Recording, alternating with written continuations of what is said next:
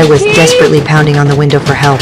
Luckily, my roommate Keith saw me. With Keith's help, I managed to escape from the basement. The situation down there completely terrified me. I didn't want to stay there another second, but Keith was extremely curious about what was inside. He insisted on going down to check it out. To prevent the door from suddenly closing again, Keith told me to stay up top. At first, when I called Keith's name, he could still respond to me. But the second time I called, there was no answer.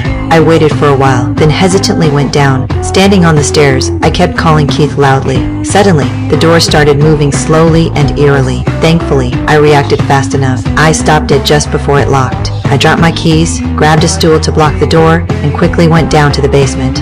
I called for Keith, still no response. I turned on my phone flashlight, entered the dark room, and started searching. That's when I found a broken door. With an uneasy feeling, I slowly opened it. Inside were stairs descending into darkness.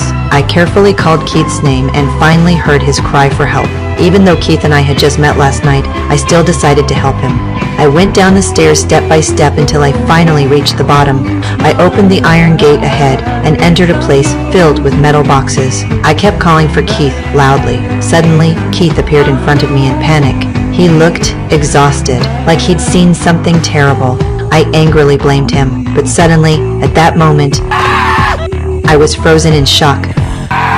Several weeks passed. The house welcomed a new tenant. The new guy was named Doug. That day, Doug noticed the house actually had a basement. Doug wanted to know if the basement area counted toward total living space, so he took a flashlight, knife, and measuring tape into the basement. After entering the basement, Doug started measuring with his flashlight and tape. While calculating the measurements, he discovered a mysterious passage behind him. He reset the tape and continued measuring, but the environment below shocked him completely. Tunnels lined with prison cells on both sides. Further ahead, various iron cages appeared, but Doug didn't care. Measuring the length was what mattered most. Then Doug came to an extremely foul-smelling room. Inside, a nursing video was playing. Right at that moment, the measuring tape suddenly retracted on its own. Doug knew something was wrong and quickly threw the tape away. The tape rapidly disappeared into the darkness. He raised his flashlight toward the dark. Suddenly, a strange sound came. Doug turned and ran. But while escaping, Doug accidentally fell into a pit.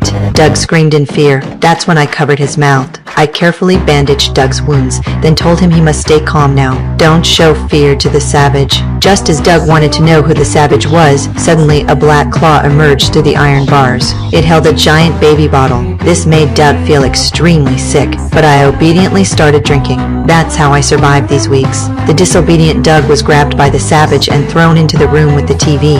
I immediately seized this opportunity, took the flashlight, and crawled out of the cell. I carefully passed through